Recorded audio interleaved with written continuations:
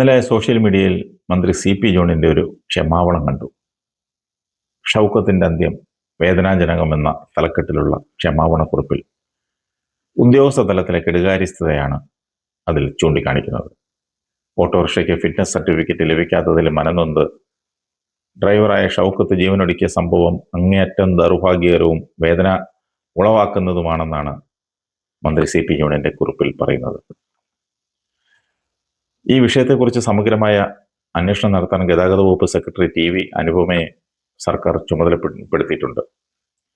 സംഭവത്തിൽ 2 പ്രവൃത്തി ദിവസത്തിനകം പ്രാഥമിക റിപ്പോർട്ട് നൽകാൻ നിർദ്ദേശം നൽകിയിട്ടുണ്ട്.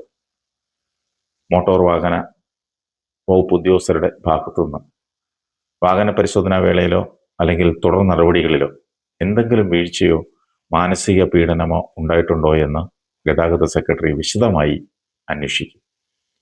സമൂഹ മാധ്യമങ്ങളിൽ ഷൗക്കത്ത് പങ്കുവച്ച ദൃശ്യങ്ങളും കുറിപ്പും അന്വേഷണ വിധേയമാക്കും. ലഭിക്കുന്ന അന്വേഷണ റിപ്പോർട്ടിന്റെ അടിസ്ഥാനത്തിൽ കുറ്റക്കാർക്കെതിരെ മുഖം നോക്കാതെ കർശന നടപടി സ്വീകരിക്കുന്നതാണ്. തൊഴിലെടുത്ത് ജീവിക്കുന്ന സാധാരണക്കാരായ ജനങ്ങളെ ദ്രോഹിക്കുന്ന ഒരു സമീപനവും മോട്ടോർ വാഹന വകുപ്പ് ഉദ്യോഗസ്ഥരുടെ ഭാഗത്തു നിന്ന് ഉണ്ടാകാൻ പാടില്ലെന്നത് സർക്കാരിൻ്റെ കർശന നിർദ്ദേശമാണ്. ഉദ്യോഗസ്ഥർ ജനങ്ങളോട് കൂടുതൽ സൗഹാർദ്ദപരമായി ഇടപെടേണ്ടതുണ്ട്. ഇത്തരം ദാരുണമായ സംഭവങ്ങൾ ഭാവിയിൽ ആവർത്തിക്കാതിരിക്കാൻ ആവശ്യമായ എല്ലാ നടപടികളും സർക്കാർ സ്വീകരിക്കുമെന്നാണ് CP ജോൺ പറയുന്നത്. CP ജോണിൻ്റെ കുറിപ്പൊക്കെ കൊള്ളാം. എല്ലാ ഭരണാധികാരികളും പറയുന്നതേ ജോണും പറഞ്ഞുള്ളൂ. എന്നാൽ അങ്ങനെയല്ല.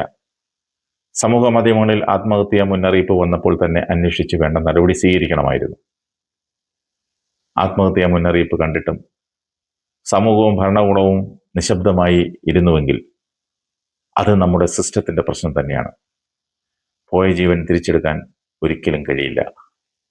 ഇന്ന് മോട്ടോർ വാഹന വകുപ്പിൽ നടക്കുന്ന അഴിമതിയും കൈക്കൂലിയും സ്വജനപക്ഷപാതവും മന്ത്രിക്ക് ഏറെക്കുറെ അറിയാവുന്ന കാര്യമൊക്കെയാണ്. അതിനൊരു അവസാനം കാണാൻ ശ്രമിക്കണം.